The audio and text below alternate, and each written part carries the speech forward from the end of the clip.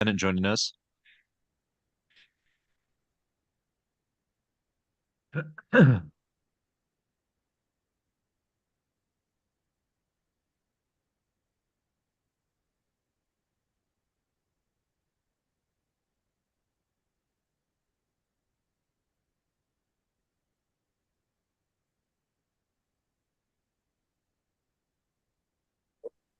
All right. Well, hello, free people of the Rocky Mountain region. Here we are once again. This is week 11, Sunday, March 17th, 2024. We're going to be going over all the bills of interest that we found interesting for this week in committee hearings. Of course, the primary goal here is to try and motivate individuals, motivate liberty-minded Coloradans to get involved in your local government and your state government, show up to testify, reach out to your elected representative, and really have an impact on your local government.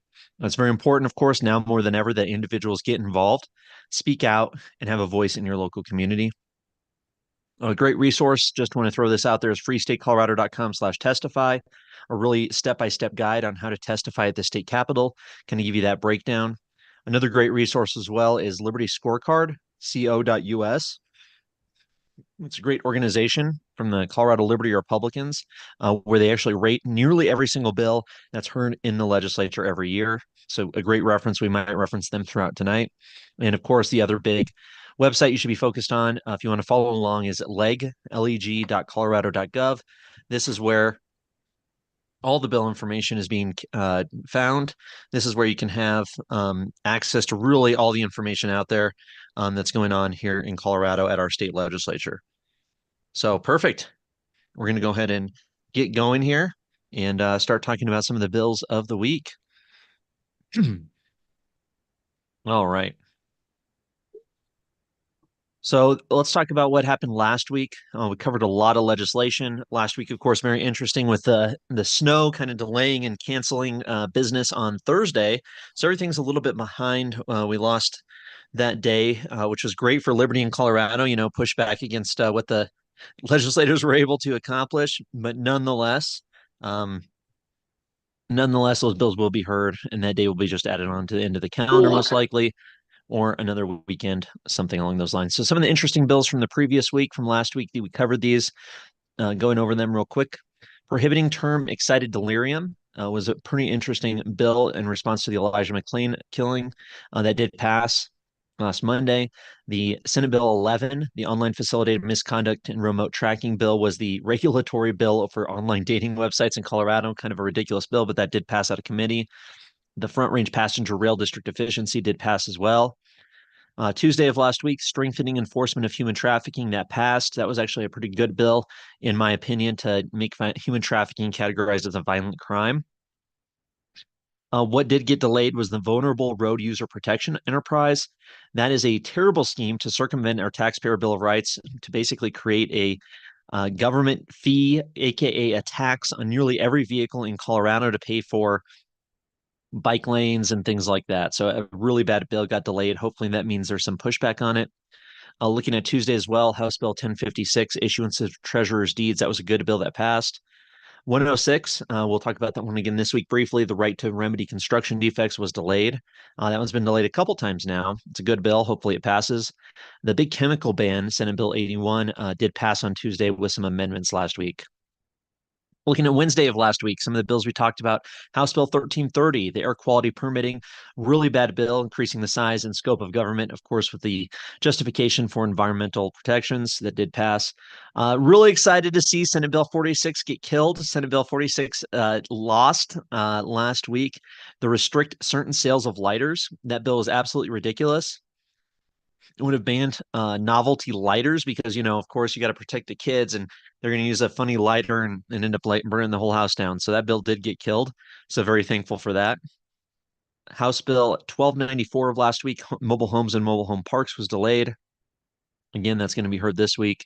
We'll get into 1242, the Colorado Department of Transportation outdoor advertising rules delayed. Hopefully that's a good sign. That's a bad bill. Senate Bill 131, the prohibiting carrying firearms in sensitive spaces, was delayed as well. It was supposed to be heard last week. Unfortunately, the secure firearm storage in a vehicle from the House that was heard in the House Judiciary Committee did end up passing. So really bad bill. Moving on throughout the process there. All right, looking at Thursday of last week, we're talking about some of the bills that all got delayed, of course, as you know.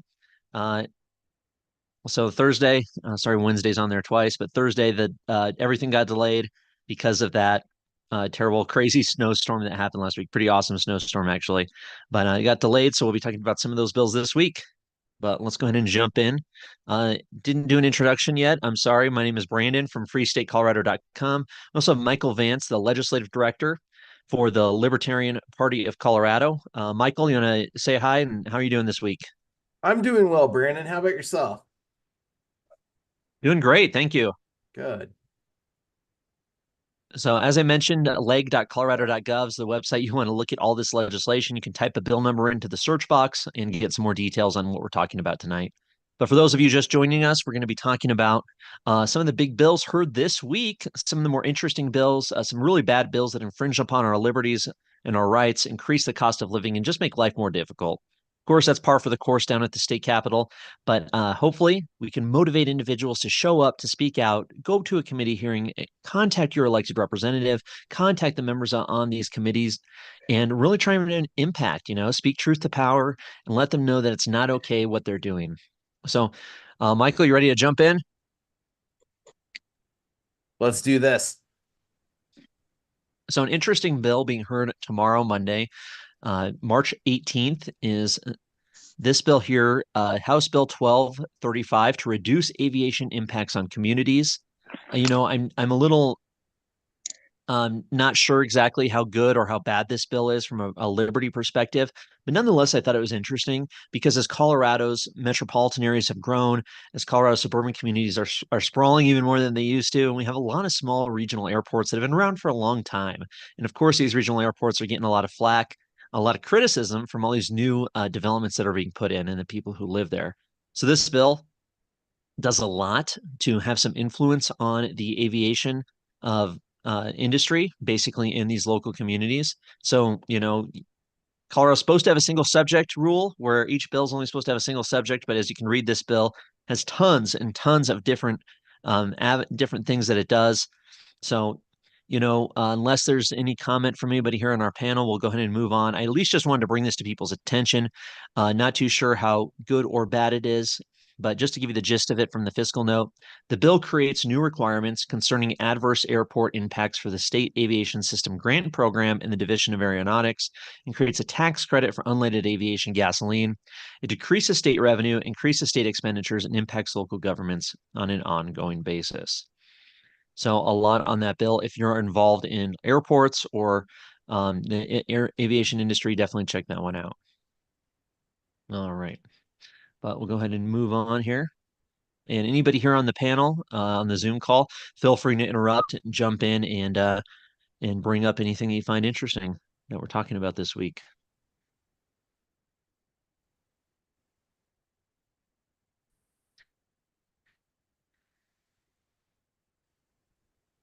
So here's a bad bill, House Bill 20 here.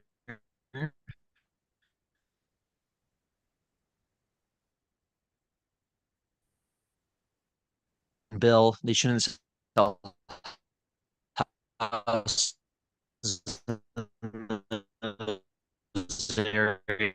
as if they do, there should be just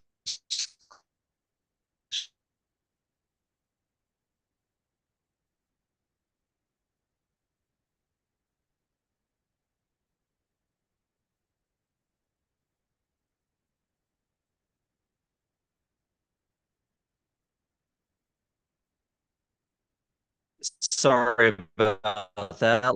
So I apologize. We'll jump back in here. So interesting bill here, 1243 being heard on Monday. The income tax owed by credit. So currently, this is from Steve Woodrow. So you probably know it's a bad bill. This guy's a authoritarian war down there at the state cabiners on earned income. Summary, currently an individual age 17 years or younger is liable to the state for income tax on earned income. Action from the federal taxable income of an amount equal to the earned income of the minor. An employer is not required to deduct income tax from the wages of the minor. So very interesting bill dealing with. I wanted to defer a little bit to the Colorado Liberty Scorecard on House Bill 12 of how this bill is going to affect the liberty of people here in Colorado. Up here.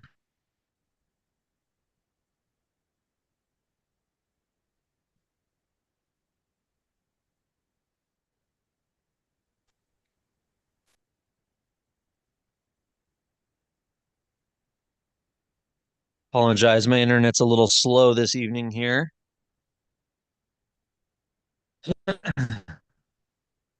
You're good, Brandon.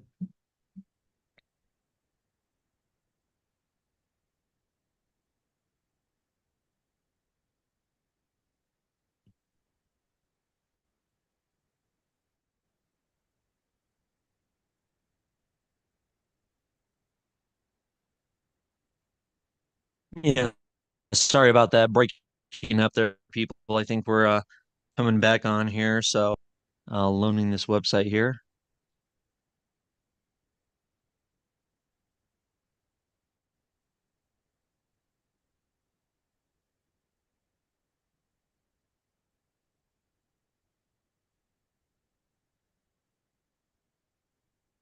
Well, that House Bill 1243, an interesting bill.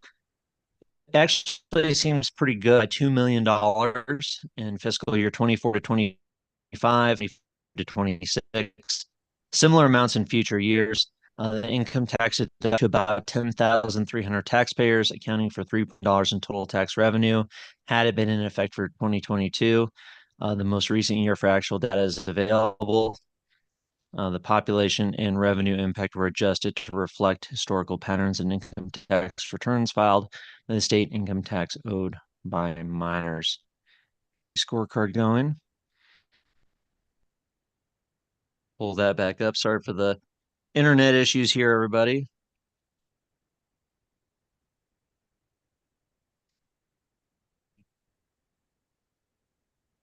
All right. Well, let's go ahead and come on here.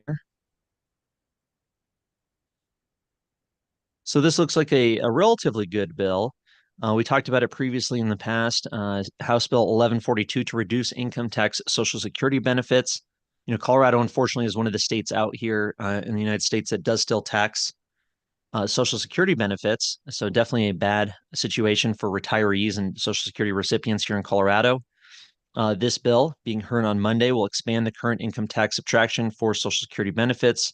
Current law allows any individual who is 65 years of age or older at the close of a taxable year to subtract the total amount of Social Security benefits that they received from their taxable income to the extent those benefits were included in federal taxable income. This bill will expand that to individual who is 55 years or older. So kind of expanding that ability of people to have income tax reduction. So you can see here costing the state government $1.7 million in 2024 to 2025 and costing the state government $3.5 million in taxes in 2025 to 2026. So reducing state revenue, definitely a good bill that way. 1142. I did want to bring up Liberty Scorecard Colorado. We've talked about them many times, but they had a kind of an interesting perspective on this bill that I wanted to share with everybody. So they oppose this bill, right? You think from a liberty perspective, you know, reducing taxes for people, decreasing state government would be a good thing. But looking here at the Liberty Scorecard Colorado, they say it's robbing Peter to pay Paul. It reduces income tax on Social Security benefits, reduces tax income tax on Social Security benefits to provide property tax relief. Why not reduce the property tax assessment rate to provide property tax relief? So it's kind of a different type of bill here. It doesn't really explain it on the description, but it does go in. And if you look at the fiscal note here, you can see that what the bill does is kind of rob Peter to pay Paul in that situation. So an interesting nuanced take from Liberty Scorecard Colorado. Really great resource out there. So always something to take a look at. Hey, But Brandon, unless anybody's got any, yeah, go ahead. I was curious, how is this going to affect Tabor? Well, let's take a look at the fiscal note here. So this money does affect Tabor refunds because that money that is the state's losing would be part of that pool of Tabor refunded money. So potentially, Tabor refunds are going to decrease, but at the same time, less tax is going to be collected overall. So relatively, I would think kind of a relatively positive bill. But nonetheless, there is that anytime you decrease state revenue that way, you are going to have an impact on Tabor refunds. That makes sense. Perfect. So we'll go ahead and move on here. So also on Monday, uh, wanted to get people's opinion on this bill, House Bill 1074. I thought it was kind of interesting. Aggravated cruelty to law enforcement animals. So basically, this would create a new penalties or make penalties even stronger for people who engage in cruelty to law enforcement animals. So, obviously not a good thing. People love animals. It's not great when people are hurting them, but nonetheless, making class 4 felonies to people who, hurt police dogs or police horses. I just thought it was an interesting bill to bring up. We've seen a lot of crime bills coming up this year and in previous years, as that's become one of the major issues here in Colorado. So if anybody has any thoughts on this, I'd love to hear them. Otherwise, we'll continue to move on. Perfect. Uh, Interesting bill here on Monday, 1122, protection orders for victims of crimes. So this bill does a lot. 1122, this bill clarifies a lot for having to do with civil protection orders for, people who are getting protection orders against somebody who, may be a violent criminal, something along those lines. Does a lot. This bill has a lot packed into it. But one of the biggest problems I thought with the bill was the firearm aspect of it as well, really kind of restricting when somebody can get a firearm. So this bill would requiring citations for temporary protection orders in addition to permanent protection orders to include information on relinquishing firearms when there are acts of domestic violence involved. So obviously, no fan of domestic violence, of course. It's hard to justify anything anybody does in that regard. But, Colorado's seen this expansion of red flag gun confiscation. They've seen a situation in which people's ability to defend themselves by having a firearm is being diminished every year through legislation like this. So, although there may be some good things in this bill, I think it was kind of something to be brought up that Colorado already has laws to take firearms away from people who are potentially going to commit a violent crime. This expands that ability for people to lose their firearms under domestic violence situations. So I wanted to bring that one up just for that aspect alone. But really interesting bill. That definitely does a lot for people interested. They should definitely dig into that. So that's what we got for Monday. Some interesting bills, some good, some bad. Let's just take a quick look at Liberty scorecard on 1122. I thought that was interesting to see what they had to say. So they oppose the bill for due process reasons. It creates undue burdens on both parties and attempts to interfere with the free market regarding phone contracts. And then ERPO, that's your red flag protection laws, already cover the 2A issues. So kind of what we were talking about already. All right, let's go ahead and move on to Tuesday. So Tuesday, a lot of bills being heard down at the state capitol. House Bill 1024 and the House Health and Human Services Bill, or committee, excuse me. Wanted to bring this one up. This is obviously one of the most controversial issues going on in state and national politics is this gender affirming healthcare issue. So just wanted to bring it up.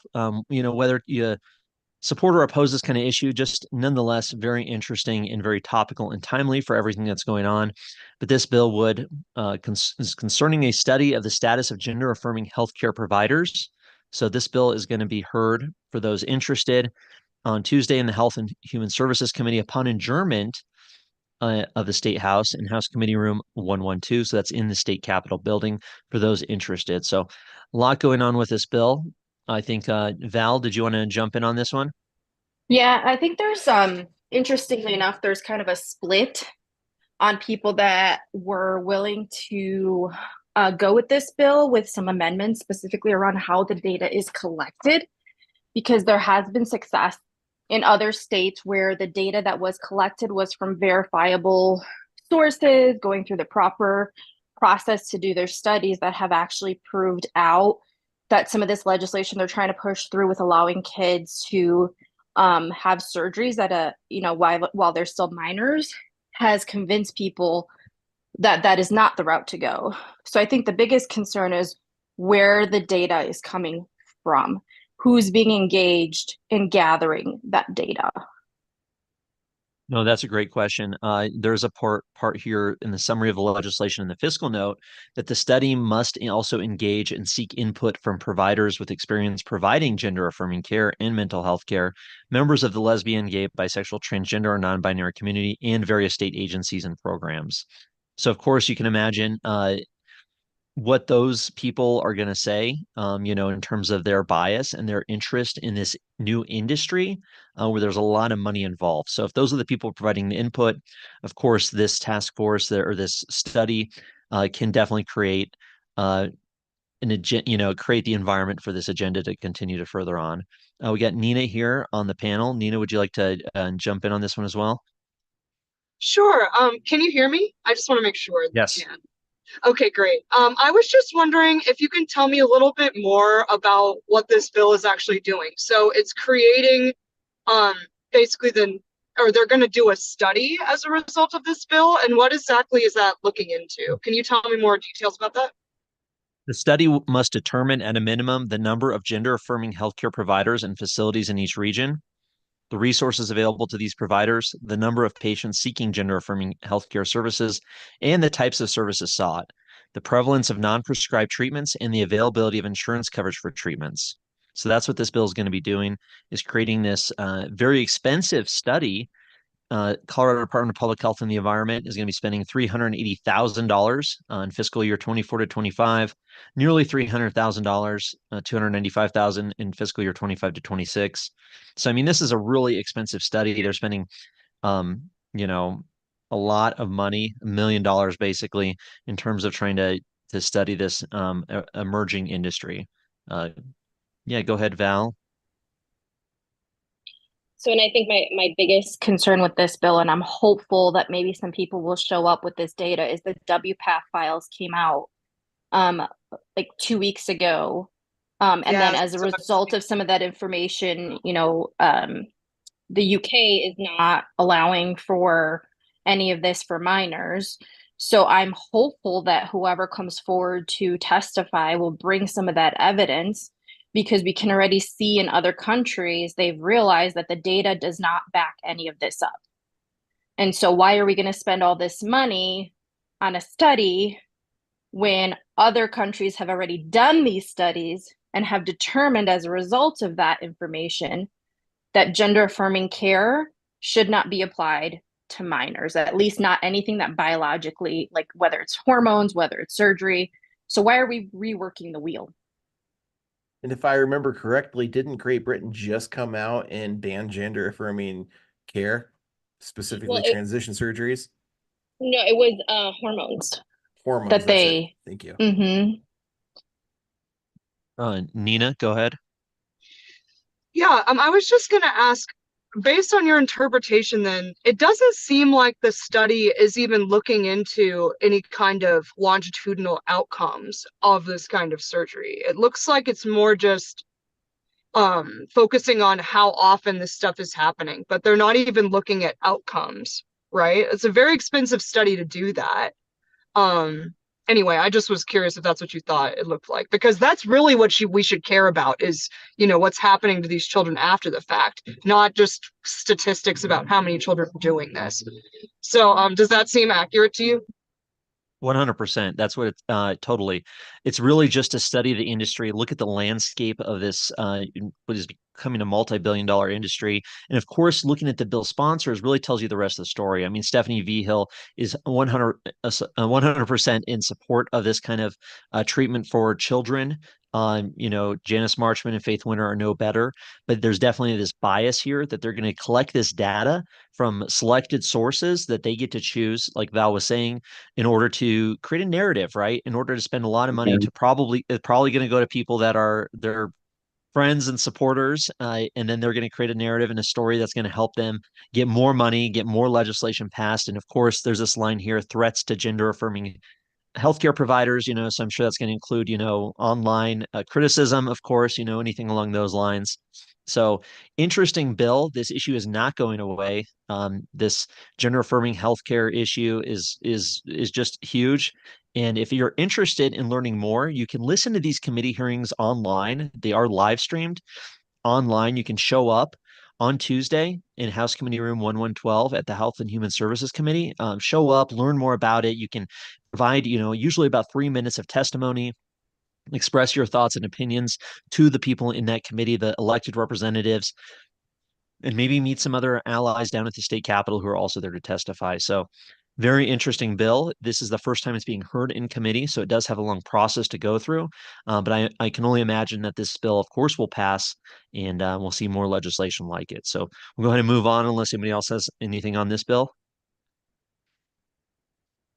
All right. So very interesting bill on Tuesday. Now here we go. This is probably the worst bill, the worst anti-gun bill we've seen introduced so far. This is House Bill 1292, by two avowed, admitted card-carrying communist Democratic Socialists of America, Tim Hernandez and Elizabeth Epps.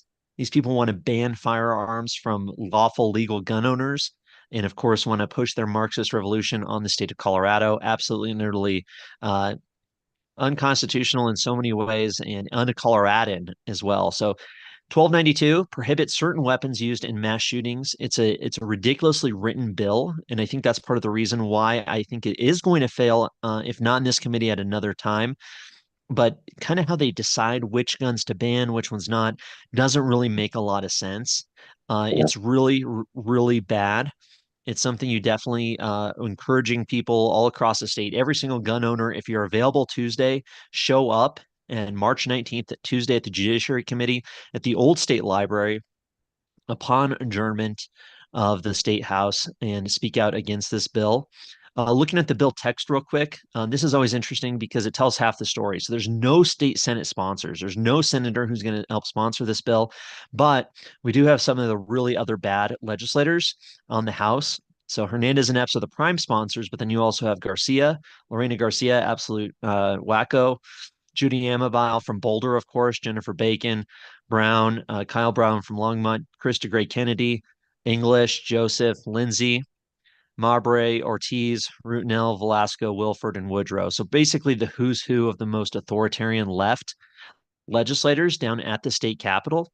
This is definitely the wall of shame of state legislators, of state House members, really people who do not respect the people of Colorado, who do not want us to be able to defend ourselves from violent criminals, all the same time pushing legislation that makes violent criminals more capable of committing their crimes. I mean, it's absolutely a total gun ban, a ridiculous, stronger gun ban than what we saw last year. So hopefully this bill gets stopped, but it's really going to take a lot of people showing up, speaking out. Anybody who was down there last year at the state capitol, I mean, there was 500 people who signed up to testify against the assault weapons ban there. We need that kind of effort this time. So please show up, people. Absolutely ridiculous. Just reading the bill here. I wanted to say there was a couple lines in here that were pretty ridiculous, but they talked about the tactical features of an assault weapon, making them more deadly. Ridiculous. So this is what the bill says, that assault weapons, quote unquote, are not suitable for self-defense and are not well situated for hunting, sporting, or any other purpose than mass killing. I mean, absolutely ridiculous. Come on. If this is an effective weapon, of course it's good for self-defense. They don't care. Of course, the firearms industry has specifically marketed assault weapons as tactical, hyper-masculine, and military style in a manner that overtly appeals to the very people most likely to acquire such weapons as a means to gain infamy as a mass shooter.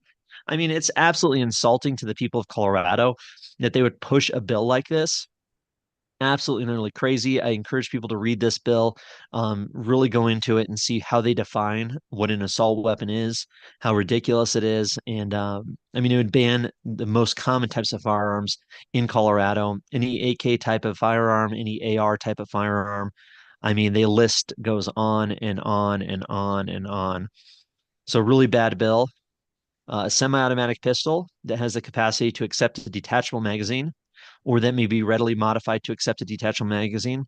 It has one or more of the following features. So, I mean, this is your average handgun that law enforcement carries, that people carry for self-defense.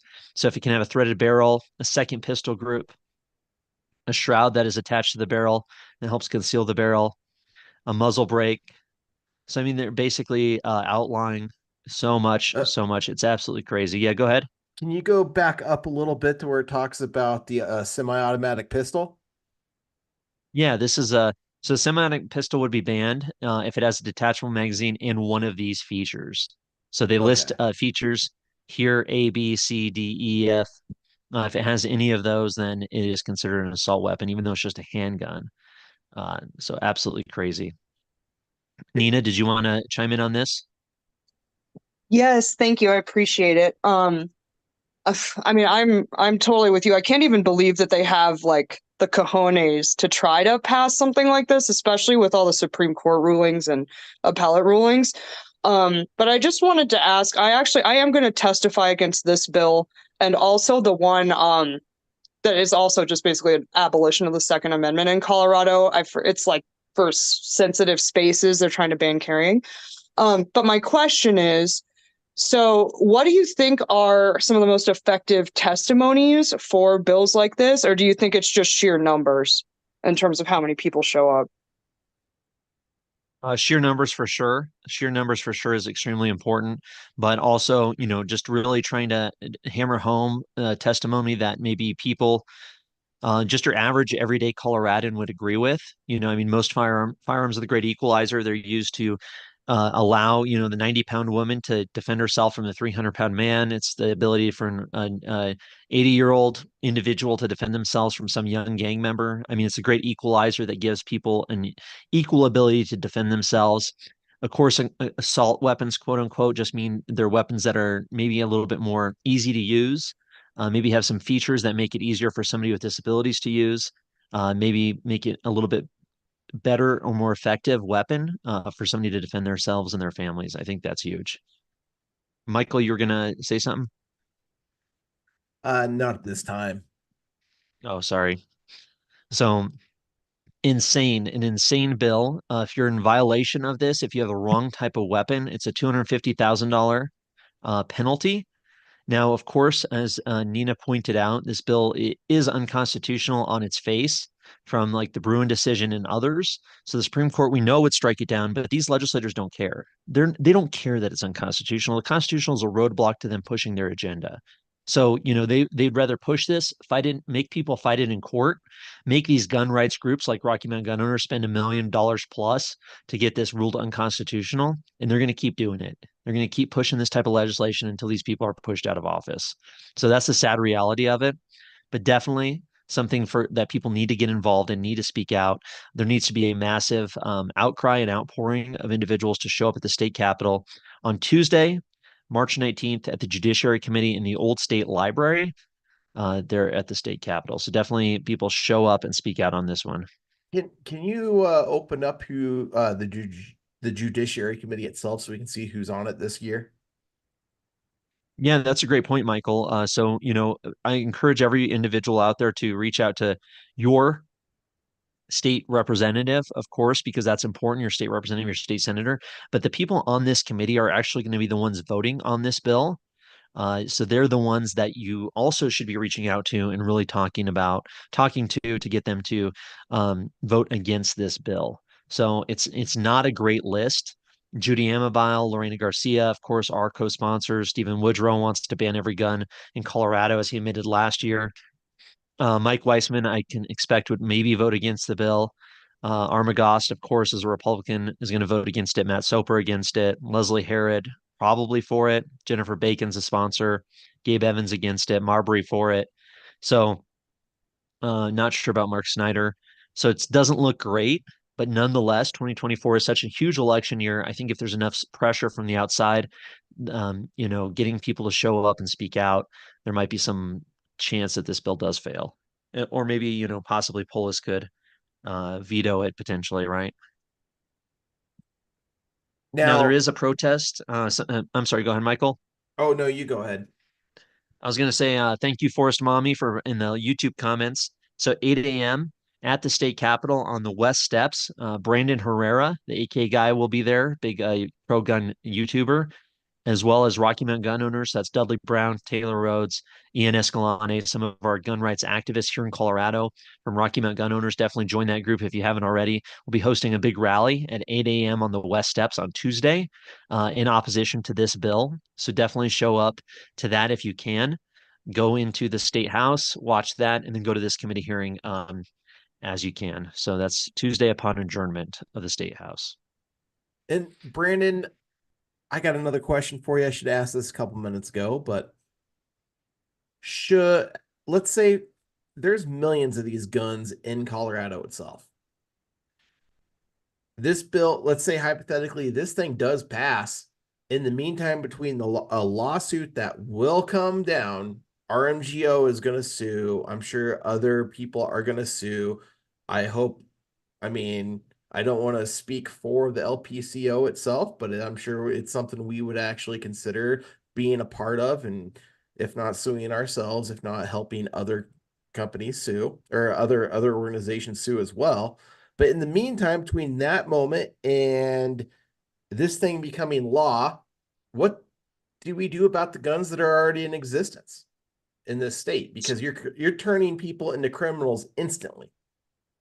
So looking at the bill, first line of the bill summary here, the bill defines the term assault weapon and prohibits, so here's the key, prohibits a person from manufacturing, importing, purchasing, selling, or offering to sell or transferring ownership of it. So if you currently own one, I'm sure the gun shops are overrun right now, as they usually are when this type of legislation is being heard. So go out and buy your AK-47s, buy your AR-15s, buy everything you can. Because if you buy it before this bill becomes law, then you're safe basically. So, say the bill passes the House committee, goes to the House as a whole, then it's got to go to a Senate committee, then the Senate as a whole, then the governor would have to sign it. So, I mean, you're talking a couple weeks potentially at the earliest that this bill could possibly become law. Hopefully it does not, of course. So, those next couple weeks, encourage everybody to go out and buy whatever firearms they can that could be banned, but you'd be grandfathered in at that point, but you'd be unable to then sell them or transfer ownership to anybody else in Colorado for those weapons, Michael. That's good to know. Thank you. So yeah, really bad bill. Please, people, show up, speak out. It's scary stuff to think that these avowed Marxist, democratic socialists are trying to disarm good law-abiding people in Colorado. Of course, we know these laws would do nothing at all to stop criminals, gang members, and others from possessing these types of weapons to use in their crimes. Only the good law-abiding people who want to follow the law are going to be at that disadvantage. In the way the world is right now, you definitely want to be able to protect yourselves. So that's Tuesday. Tuesday, lots of bills being heard. House Bill 1300, another bad bill being heard on Tuesday in committee. Home sale wildlife mitigation requirements. So, of course, we know in Colorado we've had some terrible, terrible forest fires in recent years. This bill, if passed, would require the seller of that house, that property, to get a certificate. So, if you own some mountain property and you want to sell it, you might have to have some additional costs getting a certificate saying that you were in compliance with Colorado State Forest Service Phase 1 wildfire mitigation standards, and then you can sell it. You would legally be able to sell it otherwise. So of course, this is going to reduce the supply, reduce the inventory.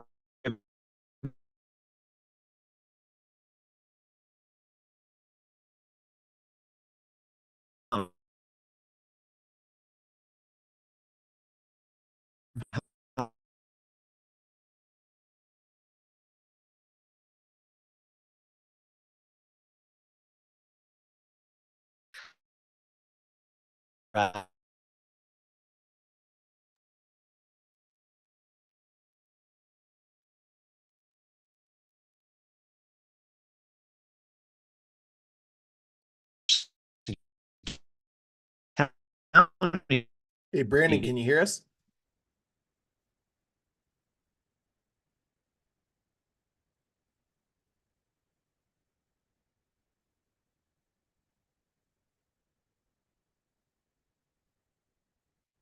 Let's give Brandon 1 second for him to hop back on.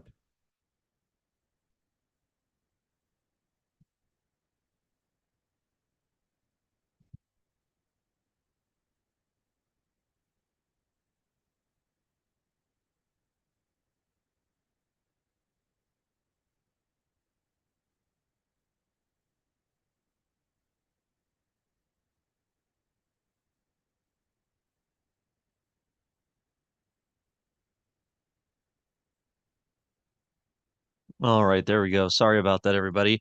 Having some internet troubles this evening. So let me jump back on here, share the screen again. Apologize for the delay there. But this is a bad bill being heard Tuesday, March 19th in the Transportation, Housing, and Local Government Committee in LSBA. So that's the Legislative Service Building across the street from the state capitol. Really bad bill. Val, did you want to jump in on this one? Yeah, are they also going to require some sort of additional inspection then too to add further costs? Because will it be the cost to get like that additional paperwork, but then like how much is an inspection for that sort of thing going to cost? And is there set standard rules already in place to notify landowners of like this is exactly what you need to do? Right. So this is going to be set up by the end of 2024. There'd have to be a standard county certification form completed by an authorized inspector. There's a list of inspectors authorized by the county to determine compliance. Uniform inspector fees paid by the homeowner. So that's your increased cost for selling the property, and a procedure for the homeowner to seek an extension or exemption from the program requirements. So all of this would be hashed out if this bill does pass. But we can see this costing homeowners quite a bit and making it harder for them to sell their property and, just making life more expensive. All right. We'll go ahead and move on here. We got a lot more to cover. House Bill 1239. This bill, there's some recent articles about it this week. So right now, a lot of Colorado communities require double or dual, more than one exit stairways for multifamily structures being built. uh, because it's a safety issue, right? The fire departments want to see multiple ways to get out of a building if there's a fire, maybe an apartment building, something like that. This bill would override local housing code, local municipal housing code, county housing codes, and basically force a uniform standard across Colorado, allowing single exit stairways for multifamily homes. So I would oppose this bill because the state control over local housing is definitely a bad thing in my opinion, because they're using this as a way to control how local communities, Colorado's diverse, many different small rural communities, shouldn't necessarily be forced to follow what some of the bigger communities are doing if they don't want to, right? But interesting bill, firefighters showing up against it, I know.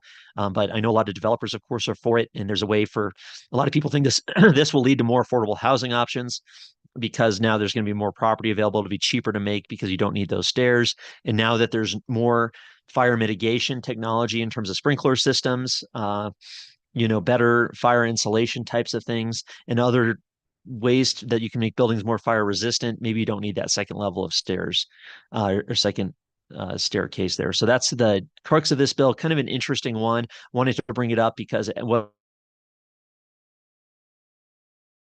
going away, definitely a big story there.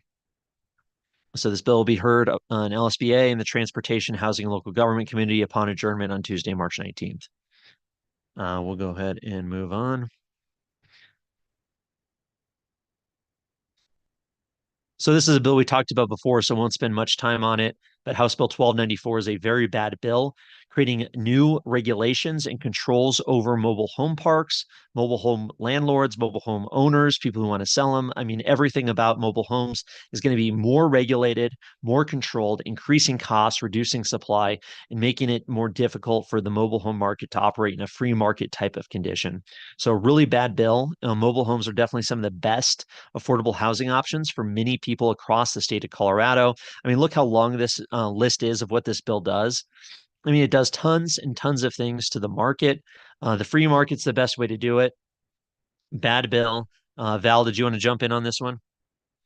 Yeah, it seems to me like they want to force everyone's hands to go to high density building because the previous bill was like, oh, we don't need two stairwells for safety. It's fine. But oh, those mobile homes, they have to go. Right. Yeah, of course. These politicians, these legislators think they have the hubris to think they have it all figured out, that they have the perfect policy for everybody across Colorado, and all we need to do is listen to their wise ways, and society's going to improve in so many different factors. But regulating the mobile home industry, of course, bad idea.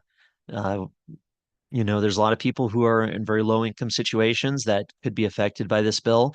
Maybe it'll make it harder for them to buy a mobile home, and that's a bad thing for a lot of people. So Tuesday in the Transportation Housing Local Government, LSBA.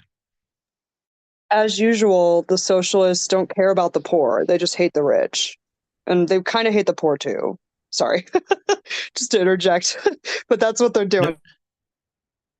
Definitely, Nina. I mean, kind of the idea of landlords, right? They hate landlords, they hate property owners. So, these people who own mobile home parks going after them and telling them, hey, you can't you got to do things our way or the highway, even though the people living there might be perfectly fine with how the situation is set up, right?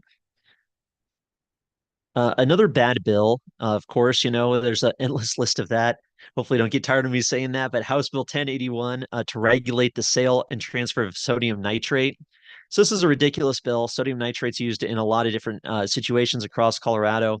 Unfortunately, somebody somewhere used it to commit suicide because it's poisonous. So now they need to create, so that now these politicians think they need to create some new regulatory scheme for the government to control who can sell and transfer this sodium nitrate. I mean, there's so many ways for somebody to commit suicide or self-harm.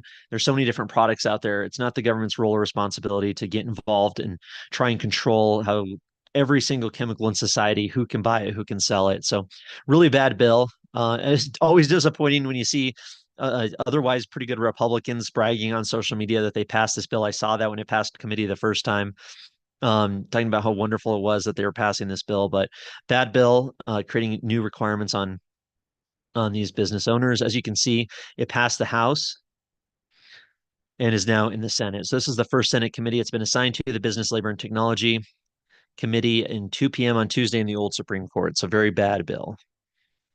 Very bad bill. All right, moving on. So of course, the big baddie in our society today is social media companies. This is about the third, from what I think, social media bill that we've discussed so far this year, in terms of the state government thinking that they can control and improve the quality of social media through their edicts. So of course, it's all for the kids. So Senate Bill 158, Social Media Protect Juveniles Disclosures Report. So it would establish requirements for the operation of social media platforms by social media companies and authorize the Attorney General to enforce the new requirements under the Colorado Consumer Protection Act. So starting July 1st, 2025, a social media company would have to publish policies on each of its social media platforms. Thereafter, a social media company must post any updates to the policies within 14 days. These policies must include contact information allowing a user to ask the social media company questions about the policies, description of the process that a user must follow to flag content, groups or other users that the user believes violate the published policies, a process to which the social media company commits for the purpose of responding to and resolving user questions and flags, a statement that the use of the social media platform for the promotion, sale, or advertisement of any illicit substance, for the sale of any firearm in violation of state or federal law, for sex trafficking of a juvenile, for possession, display, exchange, distribution, sale, and creation of, or the inducement to create sexually exploitative materials prohibited, a description of a social media company's process for enforcing its published policies, and then it goes on and on and on. So you can see that they're really trying to crack down on social media companies. I mean, this bill continues. Look at all this stuff that it does. So, verifying users' age, of course, that's kind of that digital ID thing they've been talking about as well, which unfortunately Colorado does have. But lots and lots of stuff here. The bill also would prohibit a social media company from alerting a user to the fact that a law enforcement agency is investigating the user's activity or account. So they'd be not allowed to let you know that they might be investigating you, and using quote unquote dark patterns to lead or encourage juveniles to provide personal information beyond what is reasonably expected, disable safeguards or parental controls. I mean, this is a ridiculous bill. It's kind of like an anti-Twitter bill, if you ask me. These politicians hate the fact that we can use social media to communicate, to call out their bad behavior. I just want to jump over real quick to Liberty Scorecard again to look at what they say about Senate Bill 158, because there's so much crammed in there, and I want to see their quick analysis of it here, their little bullet point. So, of course, they opposed the bill on the grounds of individual liberty, limited government, personal responsibility. Same argument as HB 1136, except this includes heavy CCPA penalties, also restricts sales of firearms on the internet. So, really, really bad bill. Val, did you want to comment on this one? Yeah, I think the most concerning part to me is the part where if you're being investigated, you can't request to see if you're being investigated, which means that if this were in play back when Twitter released the Twitter files, none of us would have known. And all those doctors and nurses that were under investigation, and then just the everyday citizens that were under investigation because they said some keyword that didn't sit right with them. I just don't know. It's as if they want to weaponize social media for the government's use. Oh, 100%. 100%. They want to control and use social media for their own purposes here. So, just this interesting here, as defined in the bill, social media platforms include internet-based services and applications such as social networking sites, image sharing applications, certain messaging applications, discussion forums, dating applications, and gaming platforms, among others. As of February 2024, as few as 100,000 and as many as 800,000 internet-based platforms may fall within the bill's scope.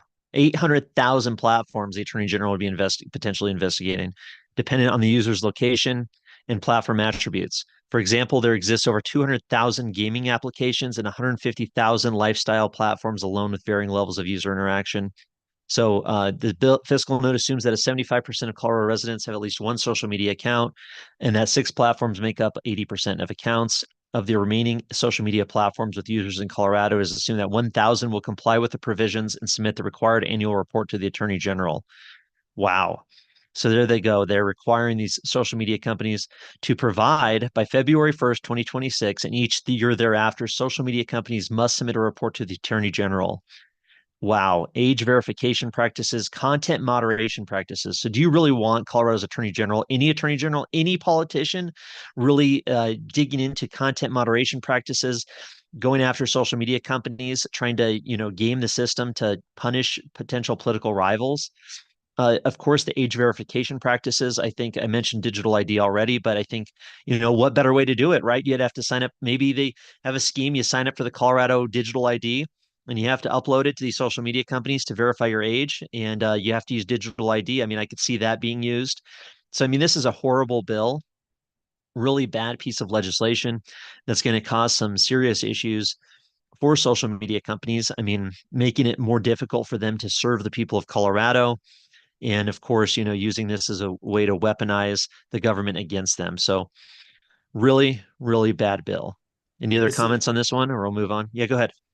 this reminds me a little bit of Nikki Haley's internet policy. One of the things that she wanted to do was make it so that way you were forced to use your driver's license and your ID to be able to even use the internet. So this is a I don't want to say product of that, but it definitely treads it treads extremely parallel to her policy. So very concerning bill. Absolutely trampling our rights as citizens of Colorado. Well, and I think when Definitely. they And try to pass the go bill ahead. too to get to hire more DAs, is it because they were anticipating a whole heck of a lot of work coming their way from this? Hey, quite possibly. And we've seen what they do. Look at Jack Phillips in Lakewood. He didn't want to bake the cake that somebody was requiring them. The attorney general persecuted him. I mean, they totally went after him, tried to destroy his life, destroy his business. I mean, have taken a decade or more out of this guy's productive career because he didn't want to bake the cake that the state government wanted him to. So we know that the attorney general and these people on these commissions and government agencies will go so far to enact the agenda that they care about. I mean, look at Jenna Griswold, our Secretary of State, all her shenanigans. I mean, these politicians will use anything they can to weaponize the government against political opponents, against people that they do not like. So crazy. Of course, protecting juveniles. This is a perfect example of those bills where that's what they put in the title. Some people are going to say, oh, great, wonderful, protect the kids. Social media is so bad. But if you really dig into it, this is a dangerous, dangerous piece of legislation. So people, please, if possible, show up Tuesday, March 19th. Maybe you're down there for the anti-gun bill already. 2 p.m. Show up at the Business, Labor, and Technology Committee in the old Supreme Court. That's in the state capitol. Show up, get there. I mean, if anything, you can always show up, learn more about the bill, hear what the bill sponsors have to say, hear what other testimony says, hear what the other legislators are talking about. But show up and really, I would say push back as hard as you can on this type of legislation, because going after social media companies is, of course, a way for them to control the narrative and prevent people from challenging them come next election cycle. I mean, that's ultimately what it comes down to. This is Perfect. This So is a Trojan horse. 100%. So we'll go ahead and move on here unless anybody's got anything else. Perfect. So, I mean, Tuesday, some really bad legislation. We're going to see that vulnerable road user fee protection enterprise. The come back just because we had some people who weren't here last week. This bill would create an enterprise, a government run little business that would levy fees. They have to call them fees because if they were taxes, they would be illegal under the Taxpayer Bill of Rights. The people of Colorado have to vote on tax increases constitutionally. So the state government, these state politicians have come up with their little scheme. We're going to call them fees instead of taxes. I say that, any rational person would say they're still taxes, but nonetheless, they want to create new fees on nearly every vehicle in Colorado. The bigger the vehicle, the more the fee. So you own a truck, a big SUV, maybe you have a big diesel truck that these politicians hate. Well, you're going to be paying more every year for registration, and that's going to go to having bike lanes and other things that not necessarily a lot of people use. So, you got to love this here. The 5-year plan just reminds you of that Soviet Union style, but very bad bill. So it got delayed. It wasn't heard last week. I'm really hoping that means there's some outcry or maybe some amendments coming to it. But nonetheless, they're going to have a new fee structure, just to point it out quickly. I mean, that's somebody's paying potentially another $43 every year. I mean, I don't know about you if you registered your vehicle recently, but it's outrageous how much the fees are running. This is only going to increase that anywhere from $3 to that $44. And of course, just anti-truck, anti-SUV, anti-gas vehicle legislation. We're going to see more of this, people. So they would ban gas cars if they could, and this is their opportunity to come after people who are driving. I mean, absolutely ridiculous. Senate Bill 36, horrific bill, being heard Tuesday in the Finance Committee, Senate Finance Committee, Senate Committee Room 357 at 2 p.m. Please contact committee members, show up, speak out, make sure your state representative, your state senator knows that you oppose this bill. We'll go ahead and move on.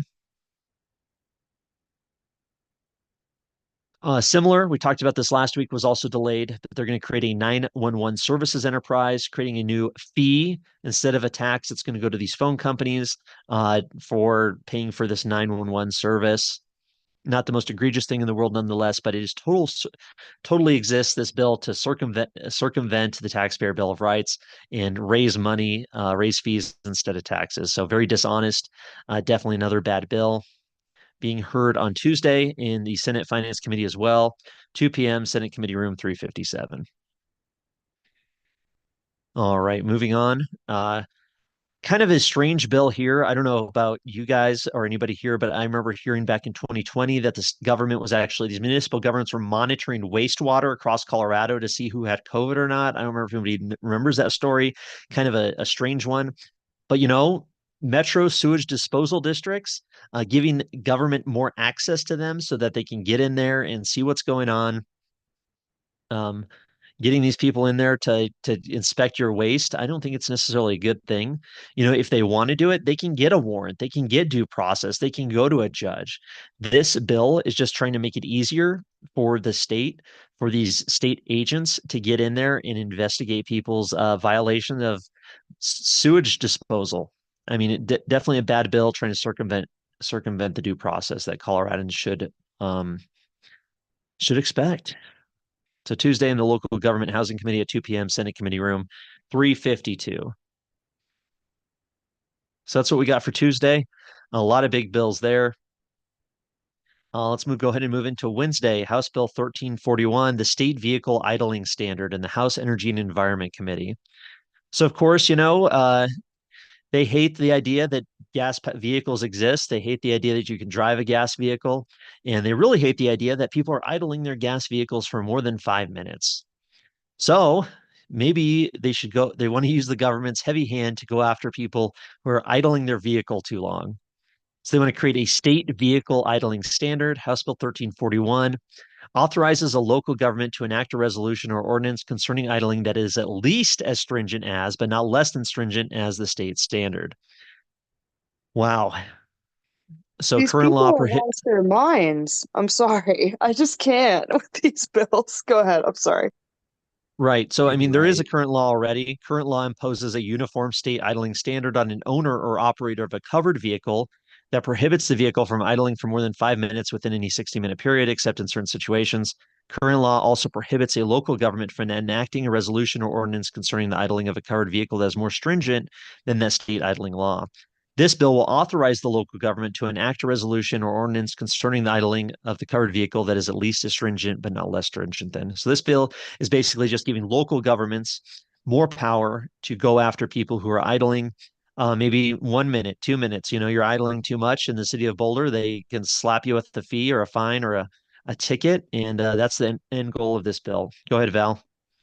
So we're basically giving the local Karen a free ticket to complain about, oh, you had your car in the driveway for too long. Or worse yet, I always see like local construction workers, kind of labor workers in their cars at a park, eating their lunch in their car in the cold. So you're saying that this person that's just trying to take their 20-minute, lunch break because they have nowhere else to go eat lunch, that you're gonna fine them because they need to stay warm in their car to eat their lunch?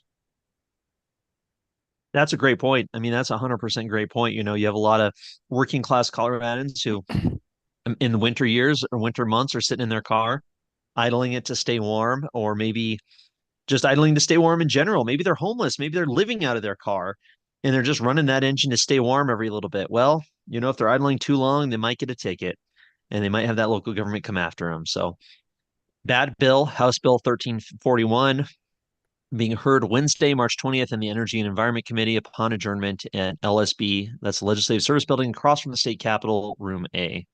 Hey, Brandon. Sorry, I'm hopping on here late. I just wanted to ask on this one if there is the fiscal note, whether there is any exception for police vehicles, because as many of us know, they are constantly idling, and certainly is a much larger CO2 impact than the average Coloradan.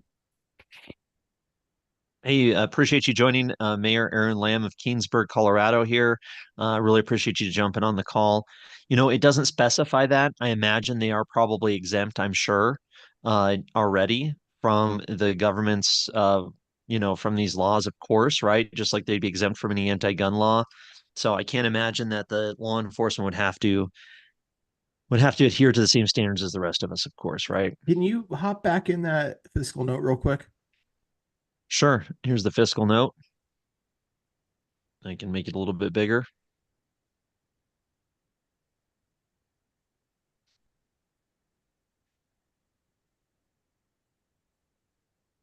So the bill may increase fine revenue to local governments from traffic citations issued by local police departments.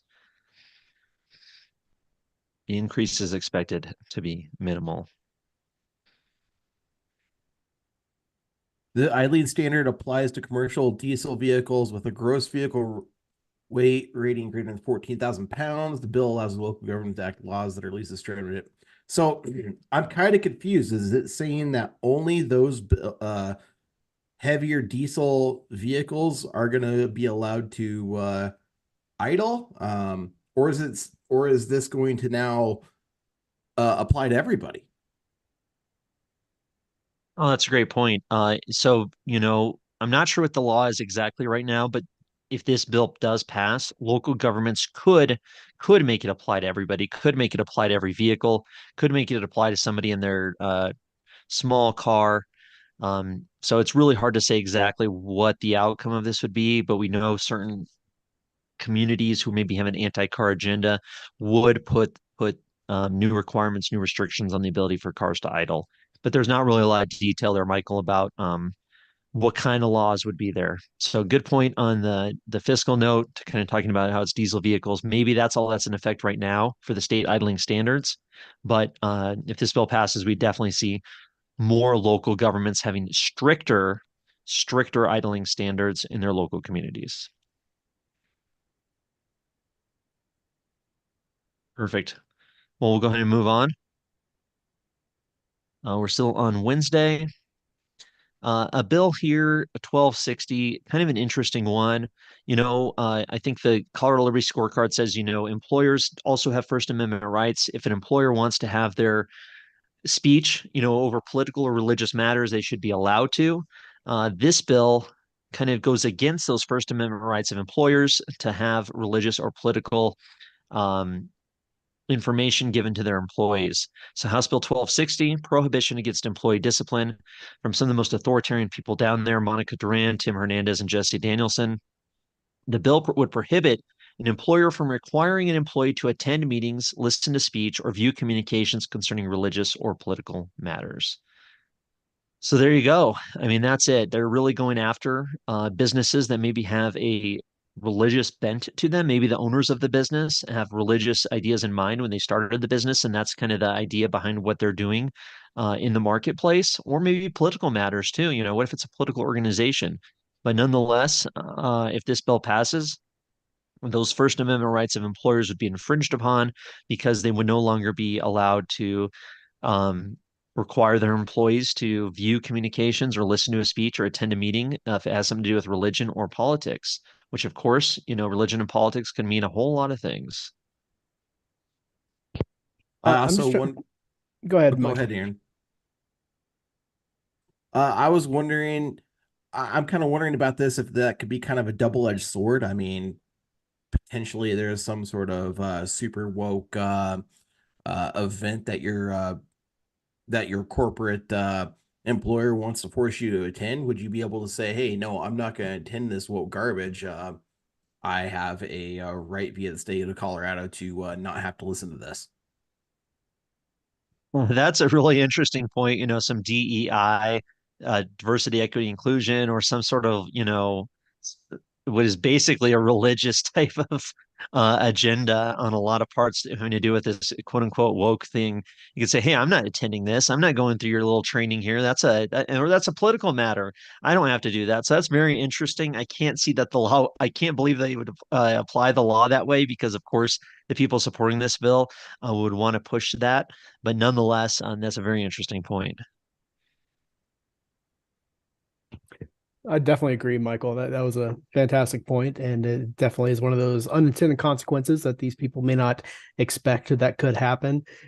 Just trying to think of how this would actually be in practice. I mean, I've worked for a number of different companies in Colorado, and there has never been any sort of religious element to it. I did go to Liberty University, which of course is a Christian university. So the staff and professors were expected to participate in convocation, which often was religious in nature, certainly started with a worship type of service. But I mean, in Colorado, is this bill really just targeting Colorado Christian University and the very few Christian types of organizations? I can't imagine how this would impact just broader business. Definitely. I mean, definitely great points. I mean, imagine maybe you are a religious minded individual. You create a small organization with that kind of religious mindset behind it. And, you want to lead the people in prayer in the morning or the evening, or you want to talk about maybe some legislation that's coming through the state capitol that could hurt your business. Maybe you want to talk about one of the state representatives who's pushing policies that might cause your business to close. Well, state government doesn't want you talking about that, right? I mean, it's a total authoritarian mindset that these politicians think they should be able to control what private individuals, private employers are discussing with their employees. I mean, it is definitely an authoritarian bill. I Really find it bad. I find that all pretty ironic considering that there's still led prayers in the Colorado legislature as of this day. So, um, pretty funny that they want to uh, play with religion and politics in this manner, yet they're still leading prayer in the Colorado legislature. Now you can discuss the viability of the theological worldview from coming from that version of Christianity, but nonetheless, I mean, it is a religious event that's happening in the Colorado legislature. Yeah, fair point. Fair point. So Wednesday, on March 20th, the Business Affairs and Labor Committee, upon adjournment of the House Committee Room 1112, really bad bill. Definitely, I encourage people to show up, speak out against it. I'd love to sit 10 feet away from Tim Hernandez and Monica Durand and Jesse Danielson and just tell them how authoritarian they are, how tyrannical they are for trying to impose speech requirements on employers and private individuals.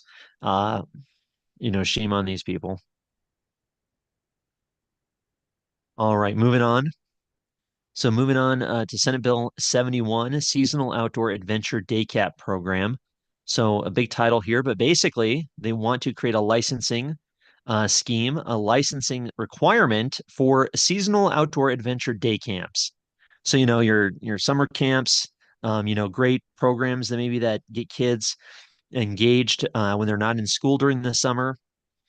They want them to be licensed and controlled and regulated. So definitely a bad bill. Senate Bill 71 should be resisted. Also being heard on Wednesday in the Education Committee, House Committee Room 107 upon adjournment there. So bad bill. These licensing schemes are ridiculous. There's a fee involved. There's a lot of money, a lot of hoops these companies have to jump through. So that increases costs. It makes it more difficult for entrepreneurs to create these types of day camp programs.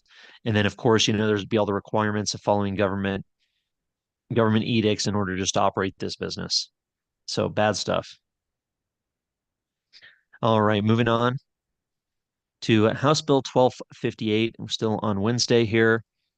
This bill is just this bill just totally displays the ignorance of some of these politicians. I mean, it's totally ridiculous. So, here we go. Credit covered persons expenses insurer insolvency. So check this out here. For small group and individual health benefit plans, if an individual who is entitled to receive benefits or services under a health benefit plan has incurred any out-of-pocket expenses, including payments for deductible or other coinsurance amount under the health benefit plan during the plan year, and your health insurance carrier exits the health insurance market, so you've paid a deductible, your health insurance company is now shut down, they don't exist anymore, they've left the market and can no longer provide that coverage to your individual, this bill would require the new health insurance carrier to absorb those costs. They'd have to credit all of the out-of-pocket expenses paid by you to the old healthcare company. So, I mean, this is total. I mean, look at the mindset of these politicians. They see these private businesses as one and the same. That the new business, this new health insurance company, has to pick up the tab from the old health insurance company that went out of business. I mean, what's this going to do? It's going to make it more likely for these new companies to go out of business. It's going to increase costs. It's going to disincentivize insurance companies from getting involved in the Colorado market because now they have to say, wait a second, we've seen how many health insurance companies here in Colorado go bankrupt or leave the market in the past few years? We've seen several. So imagine they shut down, new company comes in, they go, oh my gosh, we got to absorb all of these costs. We have to pay for the other company. We have to pay all the things that they fail to do. I mean, absolutely and utterly ridiculous. Bad bill for bad business. I'd love to speak on this one. I mean, it isn't insane to think that you have this agreement, you have this plan, and say your deductible is $5,000, you're at $4,000, all of a sudden you're with a new company and your deductible restarts. That seems ridiculous and incredibly unfair. At the same time, again, the whole purpose of this is forcing whatever new company that's taking that on to essentially accept an old agreement, an old deal. So, I mean, that certainly is forcing the hand in a way that isn't favorable to the free market. At the same time, I am a nurse, I'm a medical professional, so I haven't had health insurance for a very long time because it is far more reasonable to just pay out of pocket and negotiate directly with these doctors versus them having to deal with the insurance companies and trying to figure all that out. So, I mean, again, I understand where they're coming from with this bill, but I definitely think it's a bad bill. Right, right. How's this new carrier, this new company going to get the money to do this? I mean, it's just going to increase their costs, make it more difficult for them to do it. But hey, this is going to make it easier for people making the case that we need government controlled health care markets. We need government single payer healthcare, right? Because you wouldn't have this problem if that was the case. So it's, I could see politicians here now creating a problem that's going to lead to the solution of further government control over the healthcare industry. So bad bill. Appreciate your comments there, Mayor Lamb. Definitely very interesting. Moving on here to House Bill 1241. This is what many people are calling a pro-crime bill because it's eliminating cash bail, the monetary kind of requirement that would be the case. So, there's no monetary threshold. Court cannot impose a monetary condition of release. So this is eliminating cash bail for people here in Colorado. So somebody robs a store, somebody commits some sort of crime, and they need to pay cash to get out of bail. Well, they don't need to do it if this bill passes. So definitely a soft on crime bill. Let's read the description from the fiscal note here. So under current law, a court cannot impose a monetary condition of bond for a traffic offense, petty offense, or a comparable municipal offense, right? So you get pulled over, you get arrested for that or whatever. You don't have a monetary cash bond situation. You can just get out on bond. However, a monetary condition of bond can be required if the comparable municipal offense is a property crime that would be a petty offense under state law and the loss is more than $50. This bill aligns the property loss amount with the amount that would equate to a petty offense property crime under state law, which is $300. So it's going to make it easier for people to get out of jail who've committed a crime. Now, don't get me wrong, not everybody's in jail not all the people who are in jail should be in jail. It's not necessarily the case that municipal offenses these people should get thrown in jail for a crime committed between $50 and $300. Don't get me wrong. But nonetheless, this is this narrative of a soft on crime type of legislation. Of course, Elizabeth Epps is a big advocate for eliminating cash bail and getting people back out on the streets. So there you go. Kind of an interesting bill. House Bill 1241. It'll be very interesting to see what law enforcement says on this bill and how this bill could potentially be used against some of these politicians come election time. They did stuff like this out in California, for example, San Francisco, and I believe the threshold was $900. So everybody was coming in and just jacking all these different stores and not really worried about the penalty, about the cops coming because of how many people were doing it.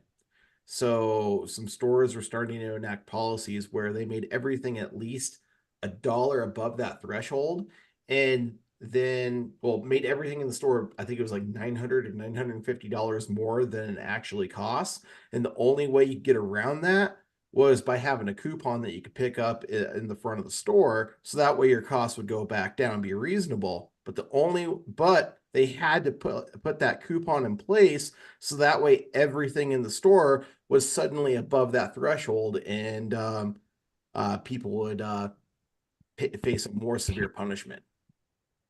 Yeah, I remember Michael hearing those types of stories.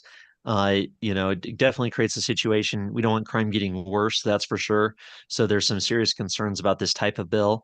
So this bill did pass the House already. It was amended. It was definitely a lot looser in terms of getting people out. I believe they added that $300 part, if I'm not mistaken. I could be wrong on that, but it did pass the House. It is now going to the Senate. So we'll see what the state Senate says about this legislation. We'll find out on Wednesday in the Senate Judiciary Committee at 1:30 p.m. in the old Supreme Court room, March 20th. So check that out if you're interested. We'll keep an eye on that one. Well, let's go ahead and move on because we still got a lot to cover. We're kind of running low on time here. So bill that was supposed to be heard this previous week, horrific bill that would eliminate the legal ability for individuals to carry a firearm in some of the most regular places that people go across the state. Senate Bill 131, prohibiting carrying firearms in sensitive spaces. Absolutely horrible bill that deprives law-abiding gun owners of their ability to defend themselves, their family, and those around them, making them targets for violent criminals who want to commit horrendous acts of violence. Please, people, show up and speak out against this bill Wednesday in the Judiciary Committee at 1:30 p.m. in the old Supreme Court. Please, please, please show up. So a couple interesting bills being heard in that committee on Wednesday, March 20th. This is a horrible, horrible anti-gun bill that needs to be stopped. And these politicians pushing this legislation need to be replaced at the earliest opportunity for sure.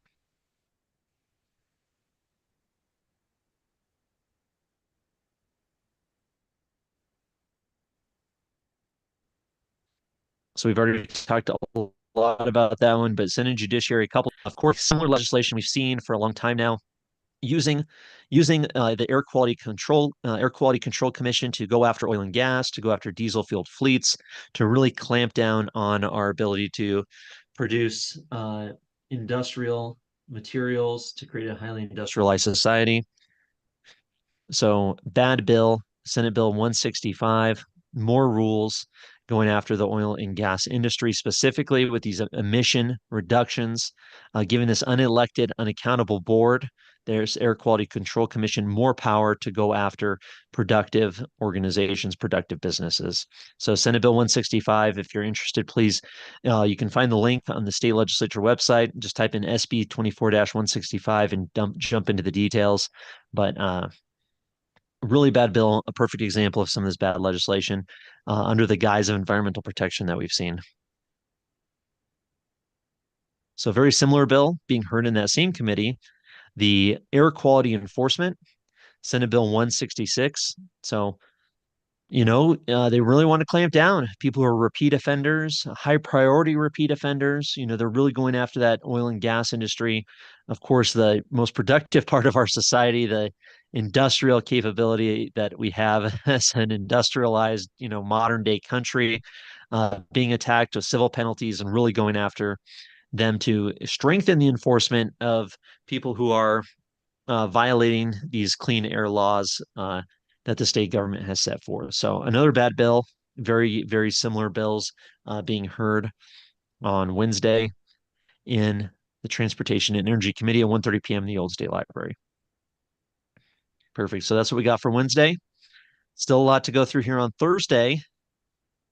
Senate Bill 106, we definitely talked about before. We were lucky enough to have the mayor of Monument, Mayor Pro Tem of Monument, join us 2 weeks ago, speaking in favor of this bill, letting us know that this is a good bill to help create more affordable housing options through condos and townhomes by reducing the threat of litigation, allowing construction companies or developers to fix construction defects before they go to court. So good bill. A lot of people are saying a really, really good bill. Finally, hopefully being heard. It's been delayed several times. Thursday, March 21st, in the Local Government Housing upon adjournment of the State Senate and Senate Committee Room 352. So I imagine this is going to get a lot of support from a lot of municipalities across the state. And of course, a lot of developers and construction companies and those interested in creating more townhomes and condos. So good bill, Senate Bill 106. Looking on Thursday, House Bill 1358. Gosh, I was in the state capitol as a legislative aide back in 2017, and this was an issue back then. These politicians, are so enamored with their ability to bring in Hollywood stars and movie directors and producers. They get off on this type of thing. So getting them to give tax credits of up to a certain amount of money to incentivize these companies to come in. So they're basically saying, they're manipulating the market to try and bring in these film companies to produce films here in Colorado, giving them this film incentive income tax credit. So, basically just giving them more money, kind of trying to create a system in which you get more films being made in Colorado, trying to totally benefit one business, potentially at the expense of others, picking winners and losers in our market economy. Definitely a bad free market bill. House Bill 1358, Film Incentive Tax Credit, being heard Thursday, March 21st, Finance Committee, House Committee Room 112 upon adjournment of the State House. Moving on, a good bill from all accounts, House Bill 1058, Protect Privacy of Biological Data. Doing some more research on this, it does seem like it's a pretty good thing. Very interesting. Biological data becoming the new new thing people are looking for. So your genetic, biochemical, physiological, neural properties, so we have these new Neuralink and VR type things that maybe can map your brain and kind of have access to your biological data. So trying to protect that. I mean, this privacy protection seems like a good thing. So very interesting bill. As you can see, all these lines and italics, that represents a lot of the amendments that this bill has gone through. So it's definitely been changed quite a bit, but still nonetheless seems like a pretty good bill. House Bill 1058 being heard this Thursday, March 21st in the Business, Labor, and Technology Committee upon adjournment in the old Supreme Court. Very interesting bill and interesting issue. Did pass the House already, so now it's entering the Senate, going through the Senate committee process. We do expect this bill to pass into law. So very interesting bill there. I wonder how this will interact or interface with the new TSA technology that they're trying to roll out. I don't know if any of y'all have traveled recently, but they have a lot of basically the clear when you're going and giving your ID or boarding pass. And as of now, you can still opt out of it, which of course the person makes you try and feel terrible about doing so. But there's a nice sign saying you can definitely opt out. But I just wonder if this does pass, whether that will create some states where you can opt out permanently, even if the federal regulations change, or whether federal will supersede. I imagine this probably only applies to businesses. How I read it, at least, the summary of the legislation says that so currently it's a deceptive trade practice for entities who control the personal data of at least 25,000 people to process that sensitive data without consent.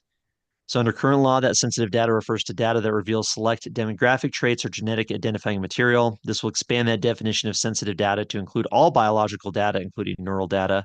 But it's really making it a deceptive trade practice, which makes me think that only really like businesses and companies would be affected by this. I'm sure that the federal government is not beholden to deceptive trade practice law in Colorado. I would imagine, at least. Fair point. Thank you. So this would be more for like a 23andMe or some other company similar to that. Right. That's how I read it. Yeah, it would definitely be more for that, those types of organizations. Perfect. Moving on here. Bill we've talked about before was delayed, being heard this Thursday, House Bill 1298, a great bill that would prohibit labor union dues from being used for political purposes unless they get explicit consent of those union members. So they would have to ask, hey, you want us to use this money, these union dues, to push for this a candidate or against this candidate? Seems like a good thing overall, especially teachers unions are some of the worst unions in Colorado.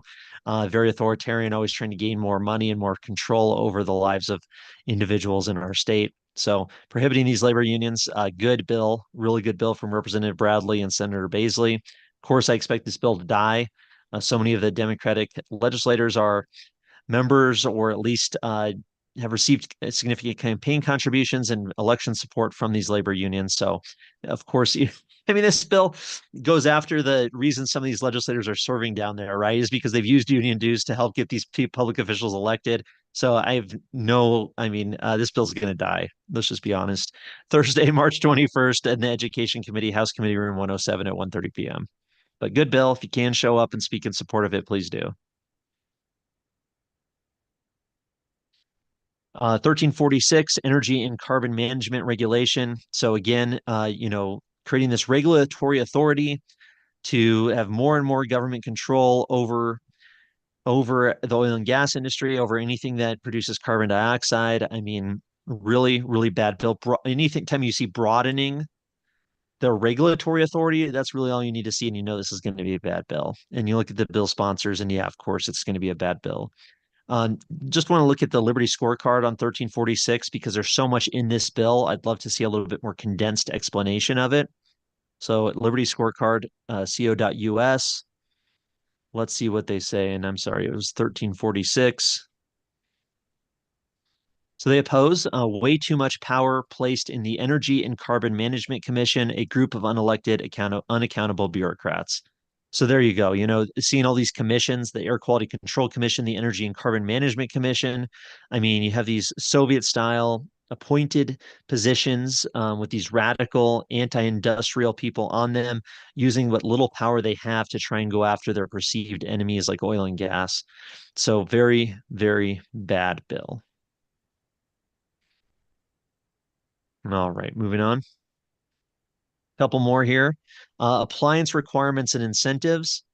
Gosh, of course, they would increase access to affordable appliances for a healthy community. Oh my gosh, what loaded language right there. But House Bill 1352, appliance requirements incentives. This bill does quite a bit, but it would prohibit the sale and distribution of certain air conditioners. Wow. So they're going after certain air conditioners that don't meet the technical specifications that the state government thinks they should. So there you go, creating these new changes to the appliance market based on new energy standards. Definitely a bad bill, creating civil penalties for the. Yeah, go ahead. Brandon, does this bill include, are they trying to get rid of those gas stoves and all that kind of, is it stated in there? Do you see anything? They do talk about heat pumps and trying to move in that direction, but I don't know that it explicitly goes after gas stoves specific, exactly, but definitely trying to cut down on air conditioners, on high energy using appliances. And Section 5, makes certain changes to definitions. Of course, always important for the government. They love doing that. Changes the state income tax credit amounts that may be claimed for the installation of certain heat pumps, requires the Energy Office to post information about the tax credit on the Energy Office's website. So does quite a thing. So financial incentives to certain income qualified households to try and get them moving into a cold climate heat pumps or ground source heat pumps, trying to get people away from using the technology that they don't like. Hey, Brandon, this is Natalie. They passed something like this in California, and I have a girlfriend that was trying to repair her air conditioner, and because she couldn't replace the parts, she even went out to Texas and said, "Could you send me the part?" Texas manufacturer called her back and says, "We're not allowed to ship any parts like that into California." She has to buy a whole brand new unit. Wow. Yeah, not surprising. I mean, California is the model for this type of legislation for sure. I'm sure our state government has been copying a lot of what they do. But you can read the bill if you'd like, talking about how these rising temperatures are using. So people want to use more air conditioners, right? People want to stay cool, but of course it's causing issues. So the greenhouse gases, so they have to go and try and change incentives and try and change the market so that only certain types of air conditioners, certain types of heat pumps should be used in our society. I don't know if you've bought an appliance lately, but the prices are ridiculous. Yeah, and expect them to increase when there's more regulations and mandates. Thank you. Moving on, so another interesting bill, of course, reintroducing wolves into Colorado has been a very controversial news story this year. So these politicians think that they can basically have enough authority and knowledge to decide what animals should be where. So the restoration of wolverines. So they want to authorize the reintroduction of the North American wolverine in the state. So there you go. So interesting bill. I'm sure a lot of people might be interested in supporting something like this, but nonetheless, this kind of political control of animals across the state, to think that the state can manage and can understand and has all the knowledge to say what type of animals should be where, it's kind of setting up for a bad situation, if you ask me. Senate Bill 171, would love to see how this turns out. Thursday, March 21st, in the Agriculture and Natural Resources Committee, Senate Committee Room 352 at 1:30 p.m. So very interesting bill. Last bill I'd like to talk about, Leslie Herod, of course, thinking she can solve all of Colorado's problems. A sale of unauthorized electronic smoking devices. House Bill 1356, going to prohibit the sale of electronic smoking devices that are not authorized for sale by the Federal Food and Drug Administration. So you need FDA approval, right? People can't take responsibility for themselves. establishing the sale of unauthorized electric smoking devices as a deceptive trade practice, requiring the Attorney General's office to maintain a directory of manufacturers of electric smoking devices and of electric smoking devices that are authorized for sale by the FDA. So, you want to sell electronic smoking device in Colorado, it better be on the government's approved list for smoking devices. I mean, absolutely and utterly ridiculous, not the proper role of government. Bad news. I mean, really bad news. And I'd love to get people's opinions on this one. Yeah, I'll just say again, it seems that they are more than likely targeting nicotine with this, but it is under the Liquor, Tobacco, Marijuana Committee.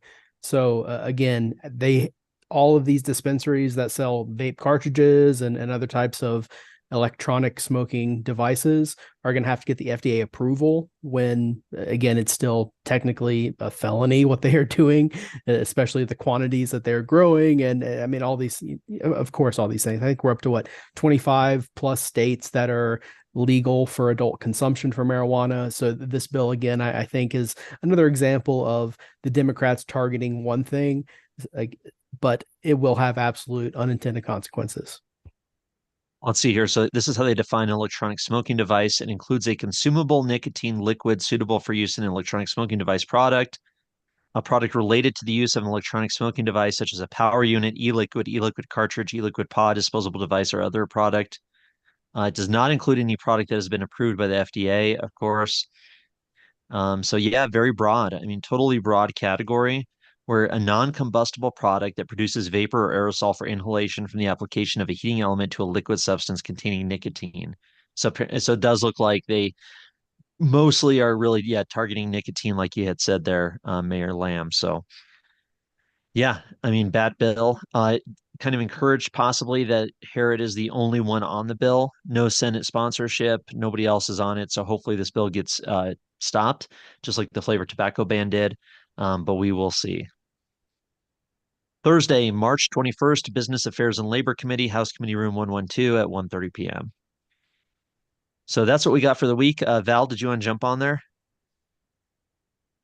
Yeah, can someone tell me what happened with HB 241170, that the detention center bill that Ortiz put on that got postponed because it was supposed to happen last Thursday, but then there was the snow day. Has it really not been reassigned? Is that typically what happens? Yeah, you said, I'm sorry, House Bill 1107. I think it's 1170. Oh, 111. Oh, what? I'm sorry. What was it?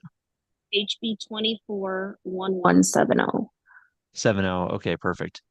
Yeah. Well, let's see if it's been reassigned yet. So yeah, definitely the Bill of Rights for Youth and Foster Services or Youth Services. They do. No, it has not been assigned yet. So it did pass the House. We knew that back in February. So it's in the Senate, assigned to Health and Human Services Committee, which has not, they've not added it to the calendar yet. Not too surprising because it got delayed. The calendar for this week already probably had enough bills on it where they didn't necessarily want to add to it. That'd be my guess. And then they're going to see it at a future time. But yeah, I'd expect since it was already on the calendar, maybe in the next week or so, it would be added, I imagine. Okay. Thank you. All right, looking at some of the bills we've been tracking, some bills that we didn't necessarily cover this week. The one to go after rideshare companies and create a new requirements and regulations on them. That committee hearing date has not yet been scheduled, 11/29. The cause required for eviction of residential tenant, so the anti-landlord bill is going to be heard in the Senate floor. So it did pass out of committee. Unfortunately, it'll be heard on the Senate floor on Monday, March 18th at 10 a.m. Bad bill, anti-landlord, anti-rental bill. Of course, we talked about 1292 to prohibit the gun ban, or the gun ban bill prohibits certain weapons from being sold in Colorado. March 19th, Tuesday in the Judiciary Committee, we talked about that. Another anti-energy bill. This is the one that would totally shut down the oil and gas industry in Colorado by 2030. Senate Bill 159. Next committee hearing is March 28th. The other transportation network company transparency bill, the one that's expected to pass, going after Uber and Lyft. No committee hearing yet assigned. For the next committee hearing has not yet been assigned. Raw milk bill, it's stalling. I mean, the last action was back on January 18th. We have not seen any other movement on this bill. Interesting. There's some controversy on this to say what's a good or a bad bill or not. but nonetheless, not making any waves, not making any progress. So kind of interesting to see. 1174, the anti-concealed carry bill. Next committee hearing has not yet been assigned. Modifications to the Colorado Open Records Act, the really anti-transparency, anti-democratic bill. 1296 has not yet been assigned for that next committee hearing yet. The sensitive spaces bill we did mention for March 20th in the Judiciary Committee. The bill, Senate Bill 65, that would create a penalty for those using a cell phone while driving. Next committee hearing has not yet been scheduled. The non-legal name changes, very controversial bill. House Bill 1039, that'll be heard next Monday, March 25th. So we'll talk about this next week. Senate Committee Room 357, Senate Education Committee. Overdose prevention centers, that is going to be heard on Monday, March 18th. Extremely interesting to see how that goes tomorrow. So, these safe and quote unquote safe injection sites, the whole House is going to be debating it. We'll see how that vote goes through. I'd love to see some of these targeted legislators vote in favor of this bill so it could be used against them during election time. So we'll see. Senate Bill 3 to add $1.7 million to the Colorado Bureau of Investigation to go after firearms dealers. Next committee hearing not yet scheduled. Stephanie Looks Good bill to publish bill drafts online before session. House Bill 1022, next committee hearing not yet scheduled. And the anti-Airbnb bill, Senate Bill 33, the lodging property tax treatment bill. That one's stalling a lot too. There's a lot of controversy on this one, a lot of people pushing back. So that next committee hearing date has not yet been scheduled. No committee hearing date has been scheduled for this one yet. House Bill 1051, another bad one, not yet scheduled, to create a new regulatory scheme for towing companies. Great, celebrating the death of Senate Bill 22 to ban flavored tobacco products. Happy to see that one killed. Of course, can't forget to mention that the animal registration bill was killed, of course, a while back. And sadly, the reduction in state income tax bill was also killed. So those are some of the bills we've been tracking. Of course, a lot of interesting legislation going through. We're definitely in the middle of the legislative session.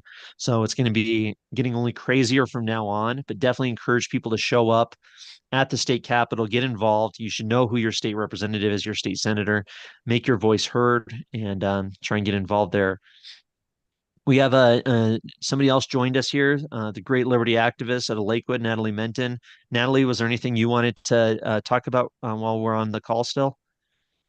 No, if you chimed into the Property Tax Commission, I was going to say something, but if you are done for the evening, we can leave that for later. No, I don't no, think. I'd love to. Yeah, love to hear about it. Go ahead. I mean, the Property Tax Commission has come out with their recommendations. Am I right? They're basically gone through their process, have their final report out. I'd love to talk to you more about that, maybe in a more long form interview. But what can you tell us about what happened here?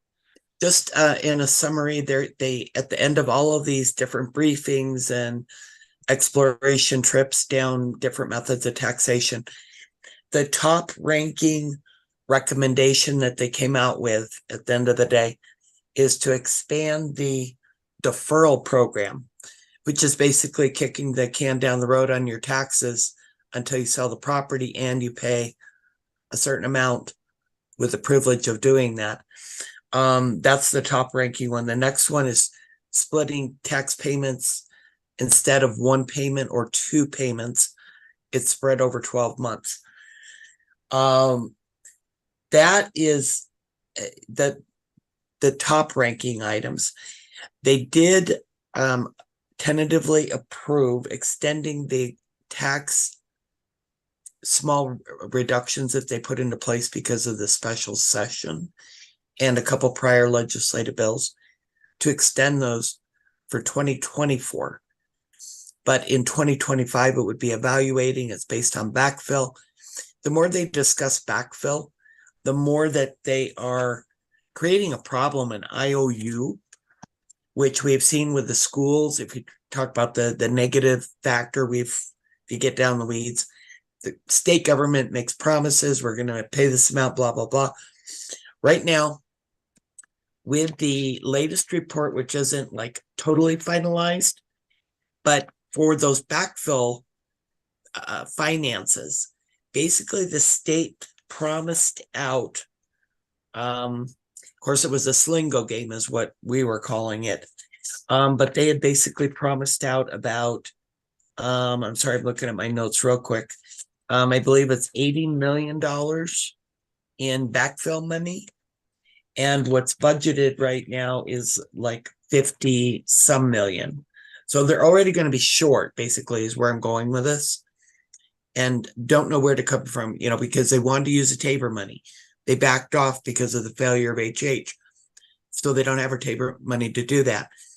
The committee, all in all, approved 10 things to move to the legislature to discuss and create bills about. So we don't have any fine language, fine print to be able to gauge anything. All of these then were ranked based on how they came in with this thing they call the Mentimeter rating system. I have all of those. They'll pass this to the legislature. They may or may not do much of anything with all of this. At the end, I don't know what long-term solutions were provided by this committee. One of the things that I personally would want to see is adjustable caps, which is just what's in Tabor anyway, Taxpayers' Bill of Rights. But that was actually it was the lowest ranking item. And so they're not going to go forward with that. So meanwhile, there's all these ballot issues that are being put forward, which will have hard caps. So I did an editorial in Complete Colorado a few days ago or whatever. Basically said hard caps or adjustable caps. Which one is it going to be? And with what's come out of this committee, it is so weak that the main petition proponents to do hard caps are certainly moving forward. And they have no reason to trust the legislature anyway. This all started when we went out, got signatures. I know some in the group here got help, get them. And then the legislature kneecapped the ballot issue late in the session, coming in with changing property classifications. So why would there be any trust factor anyway? That's the summary I've got, but we can do a little episode about it later. Definitely appreciate that update, Natalie. Yeah, I mean, it's definitely very weak proposals. I mean, to extend the deferment time, and it's not really going to do a lot to provide meaningful property tax relief to the people of Colorado who are suffering, who are making costs increase every day for life here. So really interested in hearing more about it, and encourage everybody to go to completecolorado.com, click on page 2. You may have seen me do that here, and check out Natalie's editorial, her open letter to the Colorado Commission on Property Tax to get more of the story here. That's completecolorado.com. Definitely a website you should be checking out every day. Page 2, some great original reporting. Definitely share that around. But really appreciate it, Natalie. Anything else from? Yeah, go ahead. Just one thing I do want to say is really our focus in the messaging shouldn't be state, do this, do that.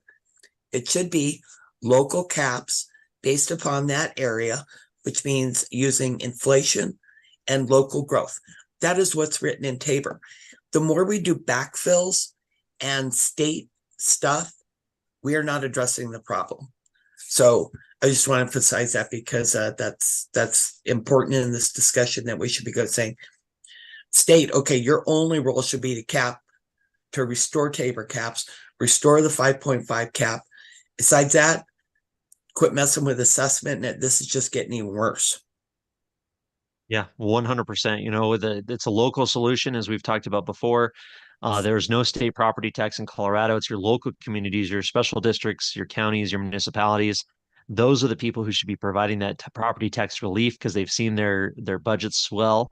And yeah, the answer is right there in the Taxpayer Bill of Rights. If people want to really save people money and keep some legitimacy in our government, reinstate all the Taxpayer Bill of Rights protections and really emphasize that component of it. That is definitely the solution. Okay. Perfect. Well, appreciate that. Anything else from anybody here? Any other bills, any other information? And then we'll wrap it up. Is 1313 on your list? That's EP's bill about opening more public records. Oh, let's check. Because I I've don't got it think I on had it on my calendar. list, but I don't think it's being heard this week. 13, is it 1313? Yeah, That's it's housing and not being heard. transit-oriented communities. No, I'm sorry, But it's a 1303. Sorry, my error. no, it's all right. So interesting. Of course, Elizabeth Epps did sue her own leadership last year for circumventing the open meetings laws. So, an issue that she is good on is really trying to make sure that the public has access to what's going on in this government, at least from my perspective. Looks like I'll have to definitely dig into it to see if it's more of a good bill or not. I'm sure there's a lot to it that might not be great, but it looks like March 26th in the Judiciary Committee. So we'll talk about this next week for sure on next week's call. That Judiciary Committee is going to be hearing this bill. So do your research, people. Look into this bill. That's 1303. Go to leg.colorado.gov, search for HB 24-1303, and we'd love to talk about it with everybody next week. But yeah, very interesting bill. Thanks for bringing that one on the radar. We'll add it to the list. Okay. Perfect. Anything else from anybody? Well, No, appreciate thank you very much. Thank you, Jody. Appreciate Michael Vance, Legislative Director of the Libertarian Party of Colorado, Mayor of Keensburg, Aaron Lamb, Val, who's a good force on Twitter. We had a really good Jody, other Natalie, everybody else who's been on the call, everybody who's joined on the YouTube live stream, really appreciate you. We're building a good liberty community here in Colorado where we can get the citizenry engaged with our state government and push back against this authoritarianism. And it's all about building those connections with our elected representatives. So thank you, everybody. Have a great night. Have a great week. And we'll talk to you soon. Thank you, Thanks. everyone. Bye-bye.